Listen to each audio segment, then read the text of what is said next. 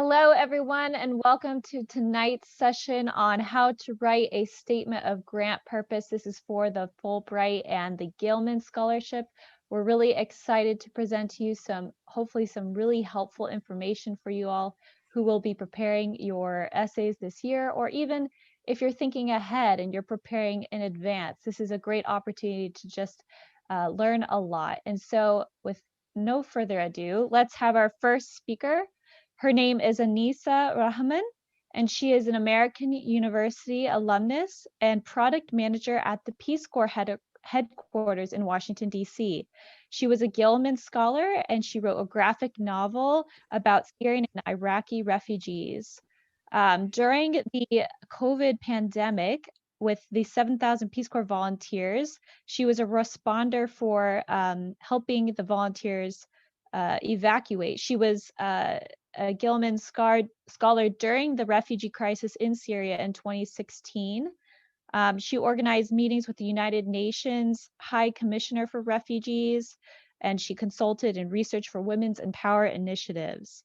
Anissa was awarded for her research on St. Louis suburban gang culture at the American University School of International Service, and she received a Bachelor of Arts in International Relations with a minor in Leadership and Management in 2017. She hopes to continue supporting Peace Corps initiatives throughout 65 countries, and she's currently enrolled in a Russia Leadership and Entrepreneurship Virtual Exchange Program. Welcome, Anissa. Hello, everybody. I wish I could see all your faces smiling back at me, but thank you so much, Dominique, for that introduction. So I am going to speak about writing the Gilman Statement of Purpose. And I'm going to share my screen.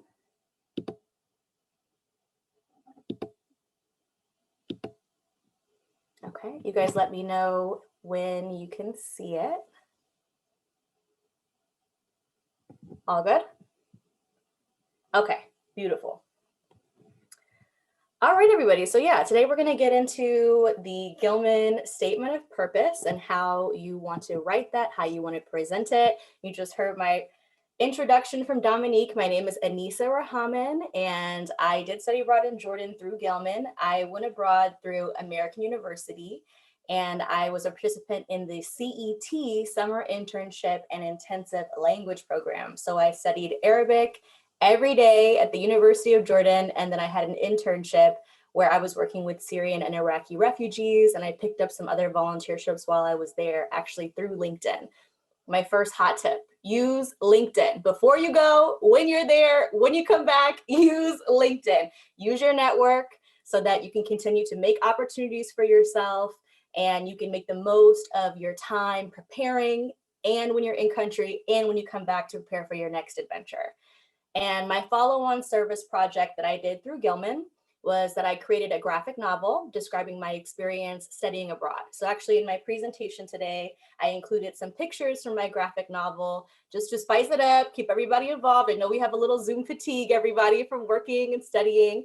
So I wanted to keep it exciting. So you'll see some little comic book strips, and those are actually originals from my graphic novel. And you guys are some of the first people to see this. I wrote the book a few years ago when I was a Gilman Scholar, and I recently have been re-inspired from working with We Represent and all these phenomenal people on these panels that everyone's been listening to.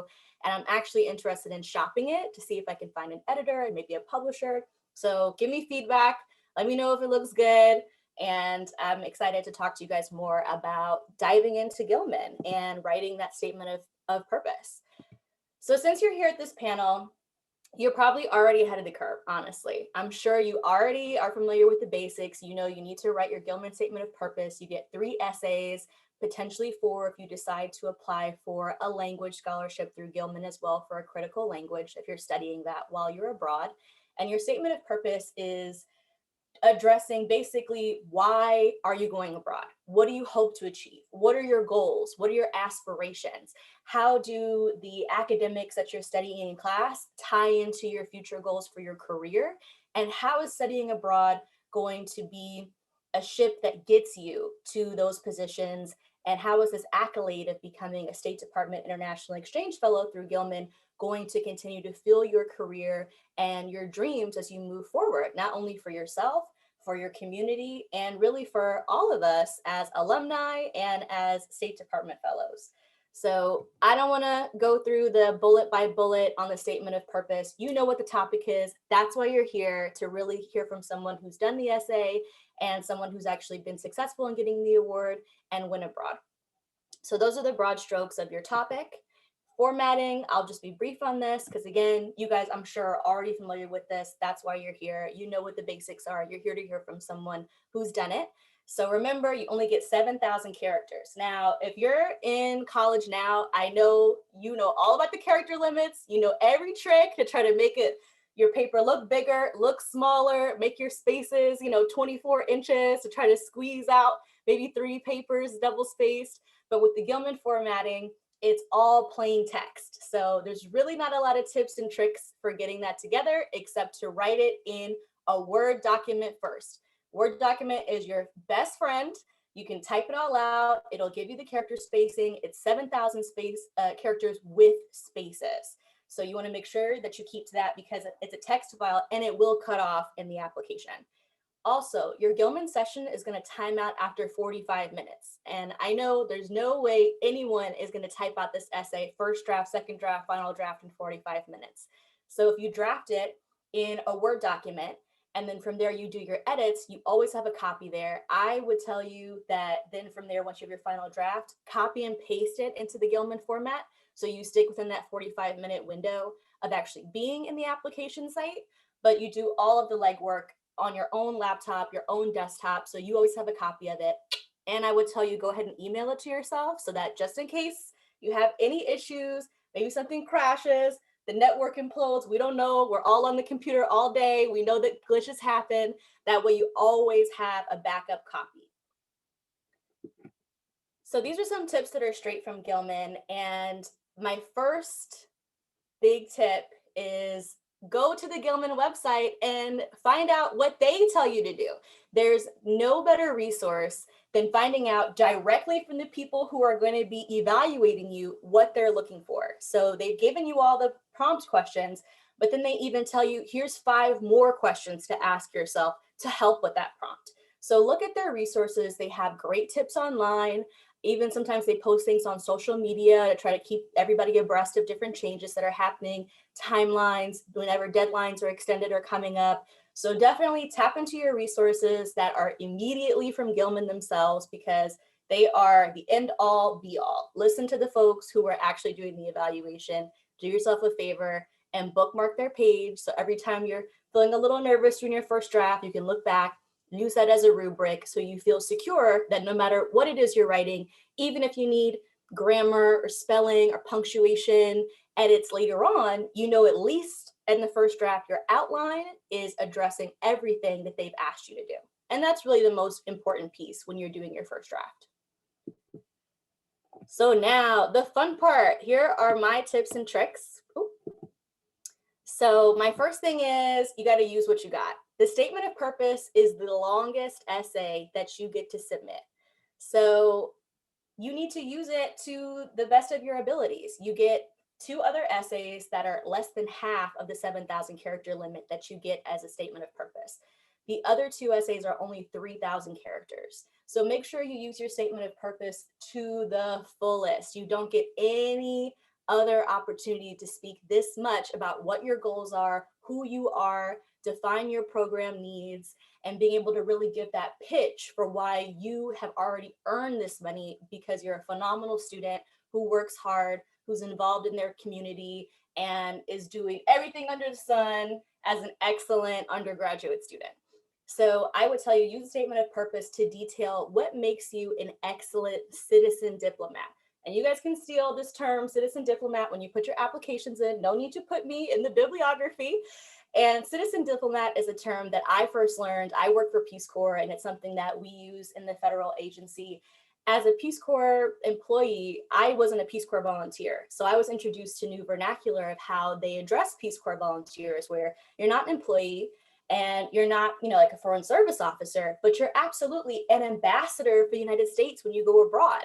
And ultimately, when you're a Gilman Fellow, a Fulbright Fellow, any of these excellent programs that this conference is presenting to all of you, you go out and you become a citizen diplomat. You are an ambassador for the State Department, for your university, for the United States as a whole. Particularly if you're underrepresented, you might be the first person that anyone in that country has seen who looks like you. I know that that was an experience that myself and some other students in my cohort that we experienced when we were there. And so you become a citizen diplomat, and you can define that in however that means to you, whether that means that you're already a representative on your campus because you're involved in student government, whether that means that maybe you're involved in Greek life, and so you're already familiar with being part of an organization and representing that to the best of your ability. You use it however works best for you to project exactly what you do, what you're about, what you believe in, and what you're going to continue to do when you study abroad and beyond when you return. So the other piece of this, when I say use what you got, is do not repeat the same information in all 3 of your essays. You get the statement of service, it's 7,000 characters. You get the other 2 essays. I know it can be kind of tempting to say, okay, I wrote everything I need to say in these 7,000 characters. I worked so hard. I've been looking at it for weeks. I can't look at it anymore. And sometimes that happens. And maybe you want to just say, okay, well, I already kind of addressed this follow-on service project a bit. Let me just kind of expand a little bit more. I'll just use the same words because it sounds so good in the statement of purpose. I know it's tempting to do that, but really each essay that you get to format, you can use to your advantage to show off something new, something different about your applicant profile. Don't just use the same information in your long essay and your other 2. Make sure that you use each opportunity to show something different, something dynamic, another element that showcases how great of a citizen diplomat you are, how important your academics are to you, and what your goals and plans are for studying abroad and beyond that. And the graphic here on this page, it's kind of funny, it's from my graphic novel. And this was a nightmare that I had when I was applying to study abroad, that I wasn't going to get any money. And so I was so scared that I wasn't going to get any scholarships. And so I was dreaming, it was haunting me that I might not get any money. So I want to throw that in there. You're not alone. Everybody who has done this conference, we all went through the application process. We all know that it's scary, but you can absolutely do it. And we're all proof of that. So use what you got. The next thing is be specific. So in this picture here, you can see from my novel, I've got some stuff about studying abroad, as far as studying Arabic for the first time, interning with a refugee assistance center. I went ahead and detailed exactly what I was going to do when I was in country. I said, I want to make sure I'm studying Arabic. I want to intern while I'm there, and my program is set up for that. And I listed out those specifics. Something somebody said to me that was so true is dream come true is in everybody's essay. And once you read dream come true 10, 15, 20, 30 times, you don't care about the dream coming true, you know, when you're someone who's doing the evaluation.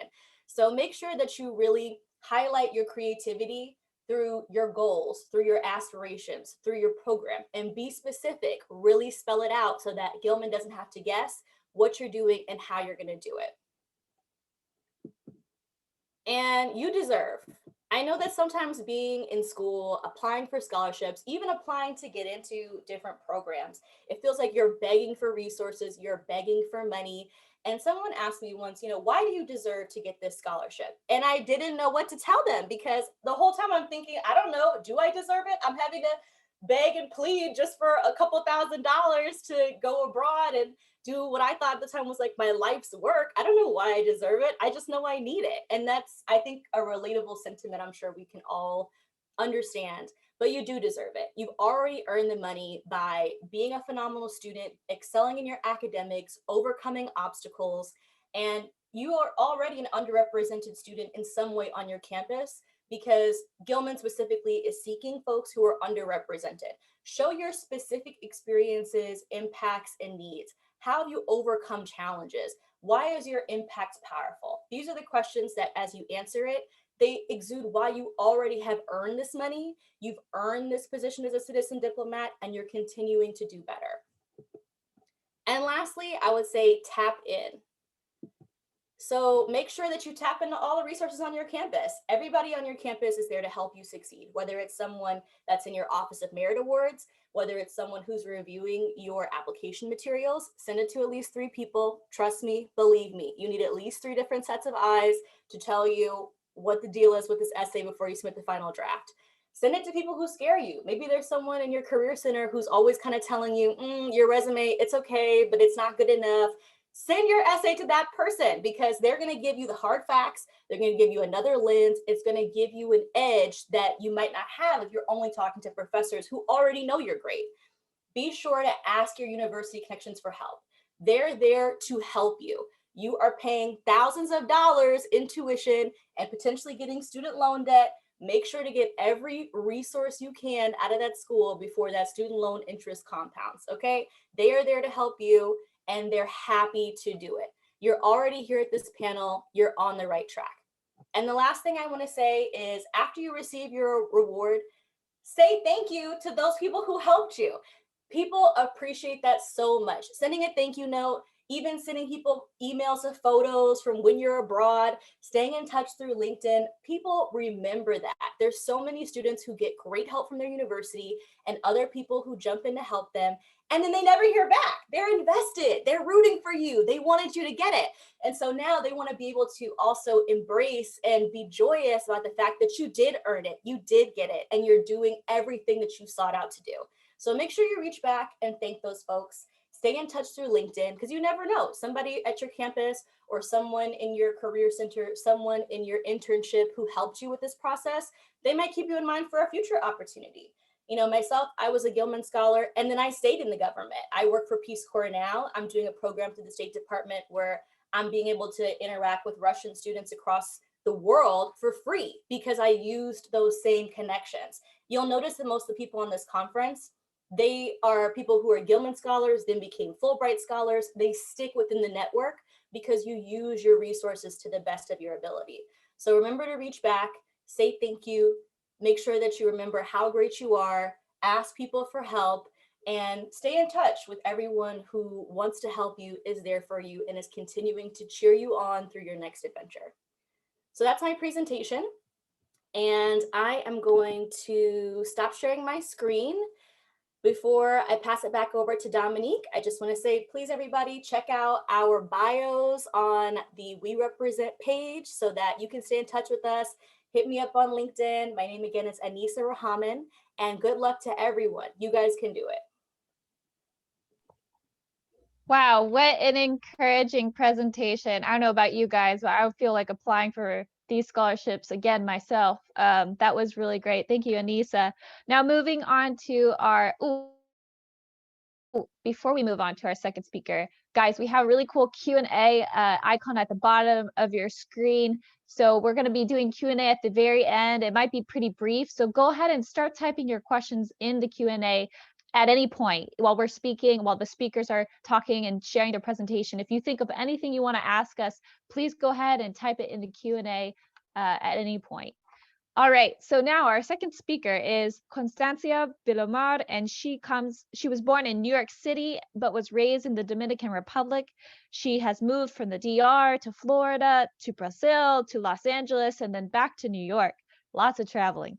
She majored in international relations and political science with minors in Spanish and law and justice at Eckerd College. She also did a Fulbright English teaching assistantship in Brazil, which truly impacted her. So let's hear more from Constancia and her tips on the personal grant statement. I'm sorry, statement of grant purpose.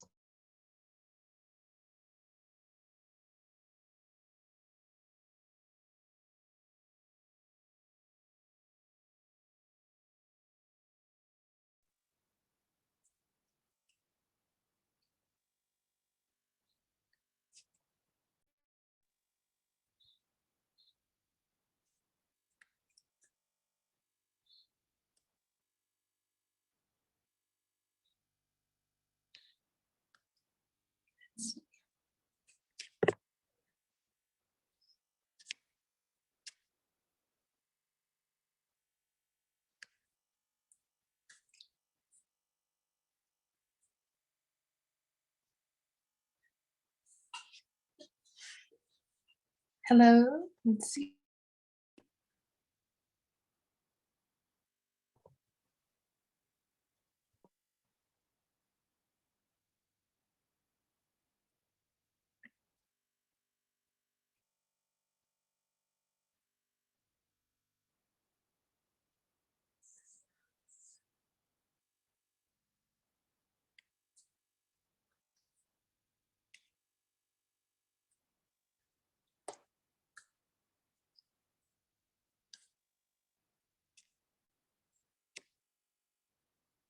Hi, everyone. My name is Constancia Vilomar, but everybody calls me Connie.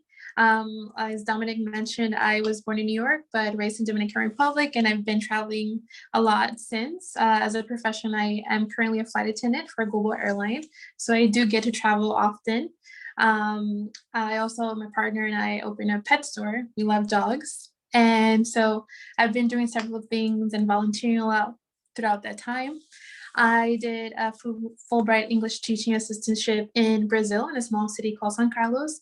And then I did another Fulbright as a mentor in the Brazilian Amazon.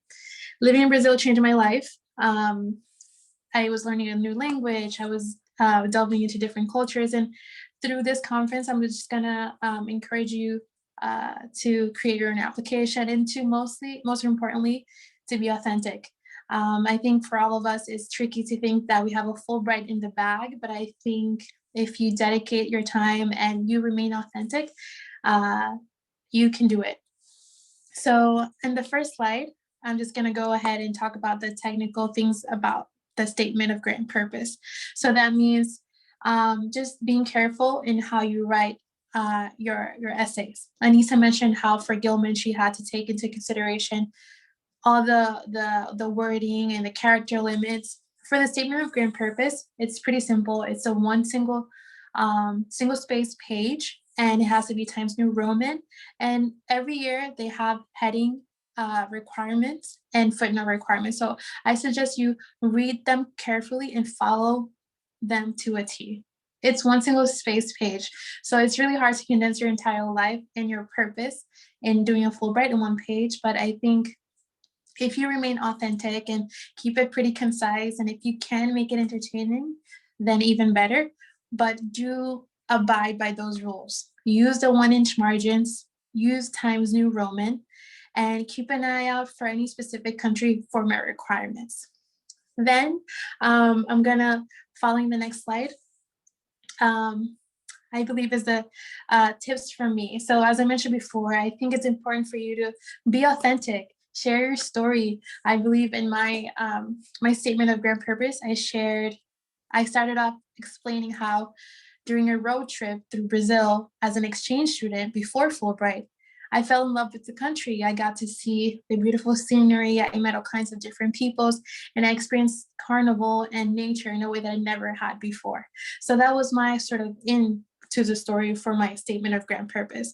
Don't ever think that your story is not exciting or is too common. I think we all have a unique way of translating our life story. So be authentic. No typos. No typos. There's not a lot of explanation needed for that, but no typos in your essay. Revise, edit. Keep it simple. It's, again, one single space page, so you really don't have a lot of room to ramble. And honestly, you don't need to. Hopefully you don't need to. Be sincere and be excited about going on a Fulbright, not only because it's prestigious or selective. Be excited because it's a new chance to go abroad if you've never been abroad, or it's a chance to create a connection with a country that you've already been to, but maybe you want to go in another capacity as a Fulbright scholar or English teaching assistant. Make sure you do research on your country. So if you're interested in a place you've never been, just make sure you do some research in terms of the education side of things or cultural side of things, and maybe you can create a connection and link in your statement. Compare and contrast your educational systems here in the US with yours, or I mean with those in the country that you're trying to apply, and see are there any differences or similarities that you can point out in your essay as part of the projects that you want to do, or things that you would like to learn as a teacher, or things you'd like to teach them from experience back here at home. So it's the more research you do, the more material you have to work with. Also edit, revise as much as you can, because and get other people to assist you, because fresh eyes make a big difference in your essay. And the more you revise, the cleaner it looks, the more polished it looks. And seek great recommenders, not only for your letters, but also for your essay. When you're trying to figure out, okay, how do I start? Like, what story should I do? Get people that know you, that know your story, and they'll give you, they'll inspire you to share your own authentic story.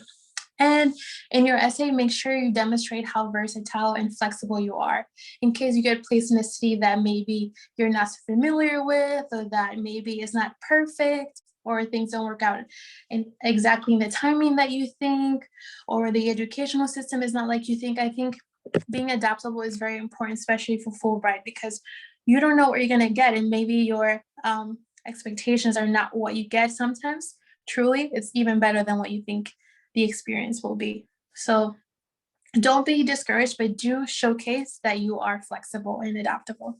And then have fun. I think writing a single space page about your life as an example of a purpose for Fulbright should be fun, at least fun, because it's going to be a lot of work, a lot of good work.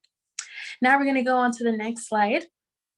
And I believe, okay, so these are some questions that your statement should answer. I know it's one page, but try to include these answers. So what do you bring to your host country in terms of qualities, experience, or knowledge?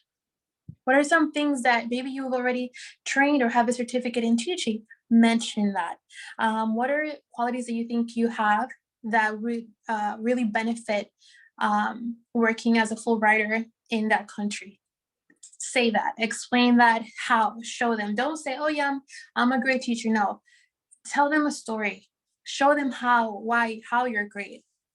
Number 2, how adaptable or versatile are you when things don't go exactly as you expect? That's very important, not only inside classrooms, but I think outside as well. So that's something that you should really include in your essay. A situation where maybe things didn't go the way you thought because of circumstances, but you did make the best of it. That's important. Mention that. Again, do you have any prior teaching experience or certificates? Mention that. Mention that you do have experience, whether it's volunteering or tutoring, all that experience, put that in, or try to anyways. And then how are you going to teach students and work with professors that might have a different pedagogical setting or different ways of learning that you? I think that applied to me in Brazil. We had different ways of learning here back in the States versus Brazil. And I think that was fun for me. So I was also learning as I was teaching, and seeing how passionate everybody was to learn the language and to try to follow me as I was teaching them in creative ways. So I think if you can come up with a creative way that works for you, whether it's like maybe you're an athlete and you want to teach them through sports, or maybe you like music, and then you can use, something as simple as lyrics, that works. And it's exciting because when you write such a concise essay, you have to capture their attention. And what better way than being authentic? You like sports, then use that.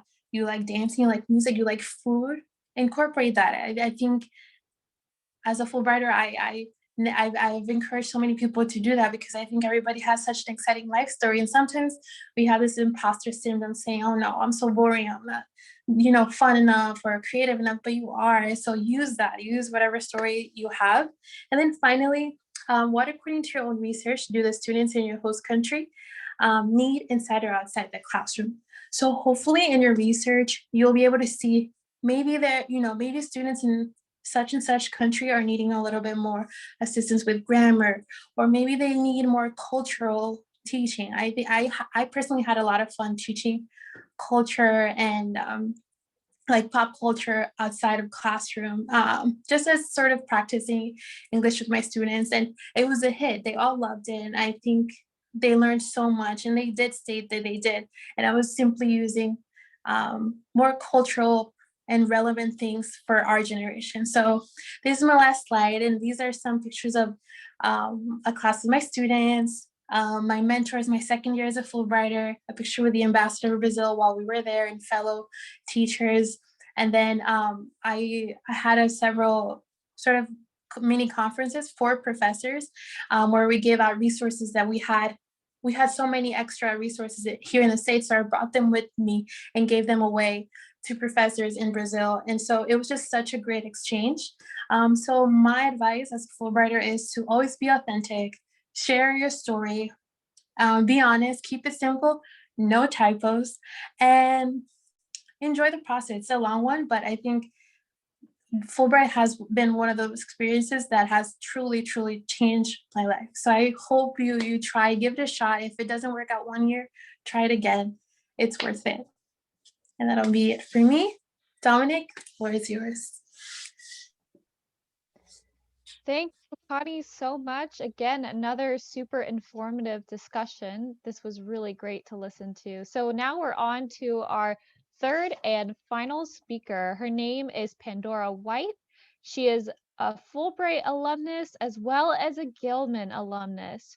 She also has served as a Fulbright and Gilman ambassador. She received her PhD in biochemistry from the University of Alabama in 2019 and her master's in public health and epidemiology from the University of Alabama at Birmingham in 2020, as well as a master's of science in chemistry and a bachelor's of science in chemistry. Her interest in global health started in 2012 when she studied at the University of Ghana in Accra, where she was supported by the Gilman Scholarship. She also did research in 2013 in India at St. John's Research Institute through the NIH Minority Health and International Training Program. This led to her to do further research in Taiwan through NSF's East Asia Summer Pacific Islands program. Later, she won the Fulbright Student Fellowship to Poland, and after completing her Fulbright, she returned to the US to complete her doctoral studies. After her graduation, she left for Peru, as a NIH Fogarty Global Health Postdoctoral Fellow to study gastric cancer. She is currently a visiting assistant professor at Schreiner University in Kerrville, Texas. Take it away, Pandora.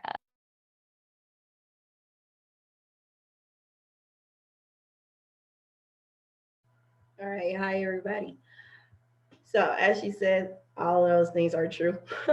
I'm also the CEO of the Re-Represent Conference.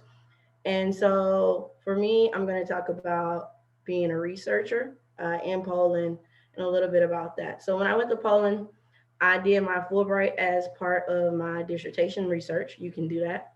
But it's also okay if you go in directly from from college when you get your bachelor's. I had a lot of friends that did it that way. And so for me, my project was very technical. It was on the effects of bitter melon and trivalent chromium on type 2 diabetes. But I had friends that did it in the arts or in business. So there is no real limit on what your topic can be as long as it's yours. So I'm just gonna go over a brief overview. So for program types, Connie told you a little bit about the ETAs and they teach English. The study research grant is a little bit more complicated because you have so many options. You can do research, you can study, or you can do an arts program. The research programs tend to be 8 to 10 months. There are over 950 awards, and a lot of countries, over 140 countries, have them. So for the study research grant, you can kind of think of them as a build your own adventure. So you do have all of those options. You can go to get a master's degree. You can go to do your own research like I did, or you can do some hybrid between the two. You can also do creative or performing arts, and I've seen some really, really interesting art programs come out of this. Um, so for your overall application for the Fulbright, you're gonna need just some basic information. There are 2 essays, the statement of grant purpose, and then the personal statement. For the researchers or studies, they can be up to 2 pages max. You also have to have a foreign language evaluation, references, transcripts. And for research or study, you need an affiliation letter. And that's basically somebody in that country saying that they have read your proposal. They say that you can come over, they'll give you the resources that you need to actually make that happen. And if you are in the arts, Then you might have supplementary materials, and it depends really on what program you're applying to. So some people may have to write a short story if they're in creative writing, or if you're in like photography, you might need to come up with a portfolio to show your work. So it just depends on your program. Now, for the statement of grant, like I said, it is a 2-page document, and it focuses on who, what, when, where, how, and why. So it is very specific on how you want to answer these questions. So overall, if you're doing a research project, you got to have a strong, feasible, and compelling project. And I'll talk about that in a second. Grad students, if you're going to get master's, you need to say why you need to go to that country in order to do that degree program. And depending on, for both of them, you also need to say why that country and how you're going to engage with that. And so I think that's something that people tend to forget about Fulbright. I'm both. So for Fulbright, you have to talk about how you have to engage with it. All right. So for the format, like I said, 2 pages, single space. If it is longer, you won't even be able to upload it. You don't put your references there. They will, so if it doesn't fit in the 2 pages, you don't put it. So you want to pick the ones that are most important for you. You'll have 1-inch margins, Times New Roman, and then you have to have like, it's really formatted the way you have to submit it. All right. So now for more specifics. So some questions that apply to both research and study is that you want to talk about who do you want to work with. So for me, I went to Poland. So in my application, I like put 17 times, like, I want to work with this professor because he is the best in this field. And I need to go to that lab to do it because there's nobody else I could work with because he's the best, right? So then I went on to say, what do I want to do? What is innovative? What are the specific goals? What's important? Why do people need to know? Why do you have to do this? And what is its like global impact? So what contribution will this project make toward the Fulbright goal of promoting cultural exchange and mutual understanding?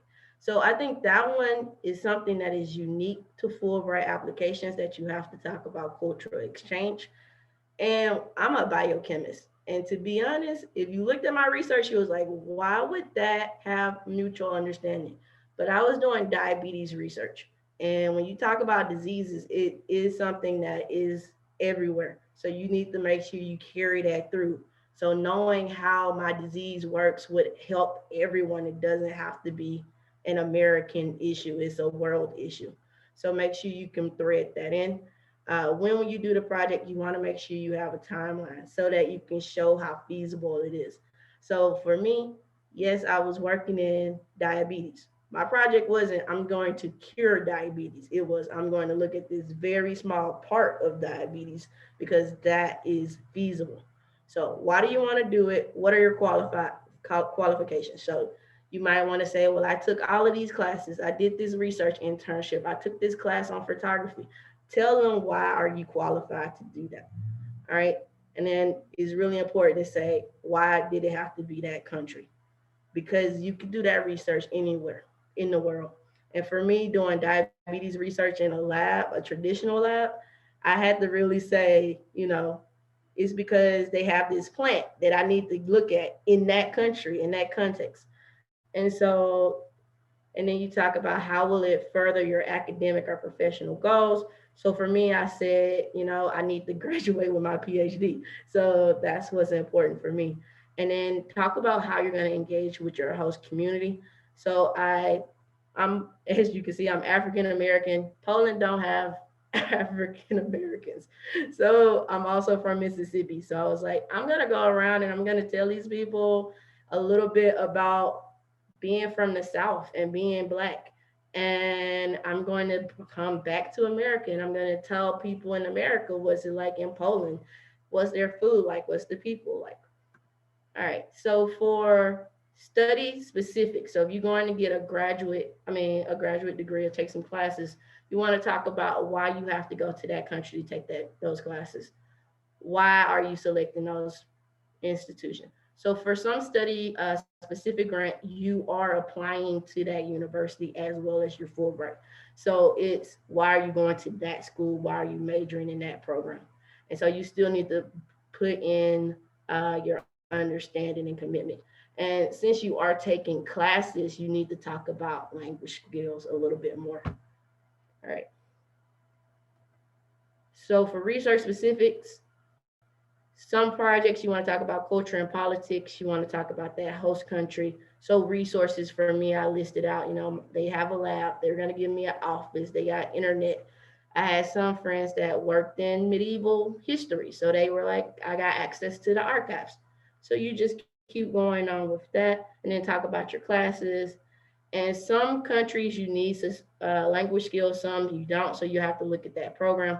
I'm in Poland and they told me that I didn't need Polish. So I could do my study in English.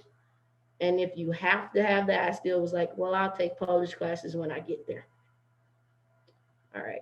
And then for my tips, just be clear and concise. The Fulbright website is very specific on what they want. And as long as you answer those questions thoroughly, you will probably have that over 2 pages really quickly. Avoid discipline specific jargon. So for me, I always read my applications to my mom. My mom, so I'm first gen. My mom didn't go to college. So if she could read it and get the point of it, that means it must be written well enough for anybody to get the point. So make sure it's organized, have reviewers, read over it for you. Make sure that like you highlight the key points that they won't answer and that is mentioned multiple times so they can get it. Have a timeline.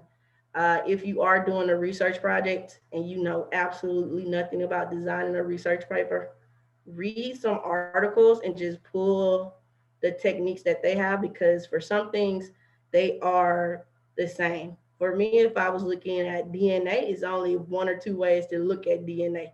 So that's why you don't have to create the wheel that's already there. And don't forget the mission of Fulbright, which is mutual exchange of culture.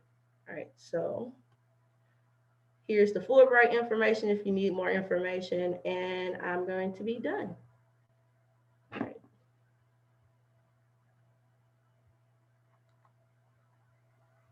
All right. Yes, thank you, Pandora. This was a lot of great information. I appreciate everyone's time who's been listening in.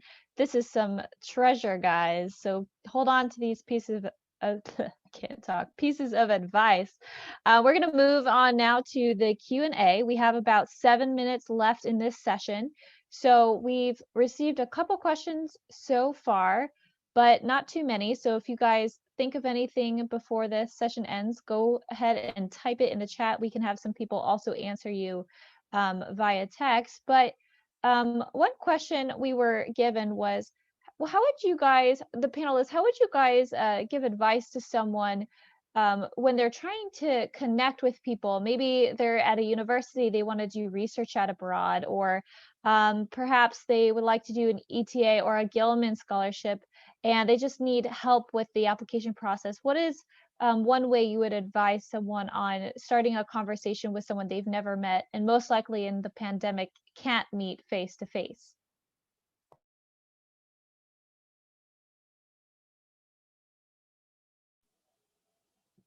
That's a great question. Is it everybody okay if I dive right in? Okay, so for me, when I was actually in Jordan doing my Gilman and I had an internship lined up, I also wanted to seek other opportunities to do volunteership, and I didn't speak Arabic that well. That's why I was in the country, was to learn it. So I had that same question plus the language barrier. For me, the best rule I could tell you is look at people's LinkedIn profiles, find out what common threads that they have. Maybe they've always worked with refugees. Maybe they've always worked in women empowerment. Maybe they've always worked in law. Pull that out and always start with a pleasantry. Hello, I hope this finds you well. My name is Anisa. I am an American student studying here for this many months. I would love to learn more. Please let me know if you'd like to connect. Something that brief and people will respond to you. To Anissa, I would also second that if you're in a new country, a foreign country that you've never been to before, I would try to go to all kinds of events that are, whether it's a food festival or a theater performance or a music festival or a sports event. Just try to put yourself out there. It's going to be tricky at first, especially if you don't speak the language, but I met people that I still talk today, and that was a few years ago, 2014, 2015. So I think even if you're shy, again, try to do things that you love to, or try something new, and you're bound to meet someone that will be able to give you information about the country or give you another side of their educational system in case you're trying for an ETA. And maybe at the educational centers there or cultural institutes in that city or in that country, reach out, write them an email, even if it takes forever for them to answer. You'll start networking, and you never know what those networks can lead you. Maybe they can lead you to a bigger project when you come back home, or you can, help them. So just put yourself out there. It's tricky, but it's the best thing you can get out of an experience such as Gilman or Fulbright.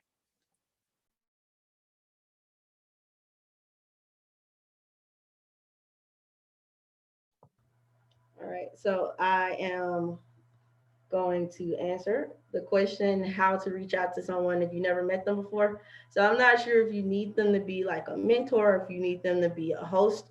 So for me, I had to find a host, and I've applied to multiple programming. So one time I just reached out to my professors and were like, do you know someone in another country who might want somebody that could work for them and they don't have to pay them? So free labor is always something that you can put out there.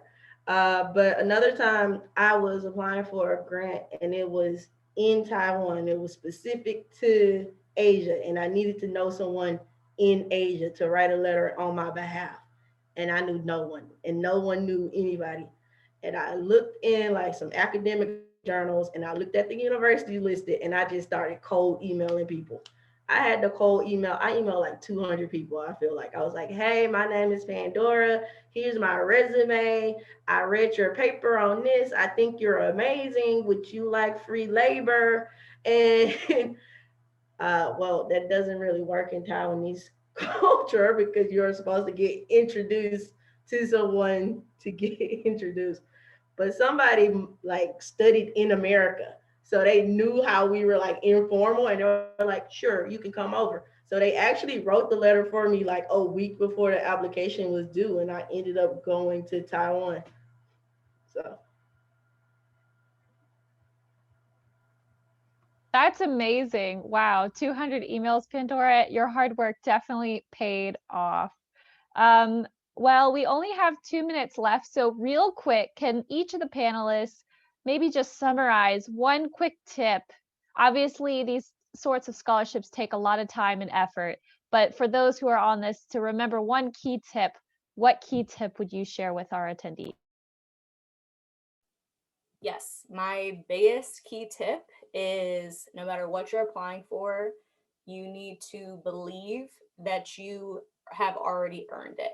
Don't get sucked into self-doubt thinking that you're not going to do something, because then you disqualify yourself before you even finish applying. So believe in yourself and find people who cheer for you when you don't believe in yourself. Seconding that, I would say share your life story. It is unique, and you never know where it's going to take you. Edit your paper, no typos. just apply. That's it. Sometimes you won't get it that first time. Do it again, and tell all the haters to shut it down. Just be like, whatever, you got this. Awesome. Well, guys, have a great night. That's it for us tonight.